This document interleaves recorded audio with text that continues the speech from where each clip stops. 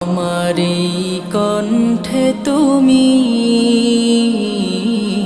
তোমারি বাণী তুলেছ, বুকের দেরাজ তুমি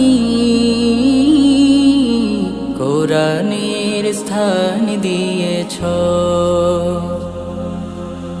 এত ভালোবাসো কেন মালিক আমায়, কি করে শুকুর তার করি আদায়। এত ভালোবাসো কেন মালিক আমায়, এত ভালোবাসো কেন মালিক আমায়, এত ভালোবাসো কেন মালিক আমায়।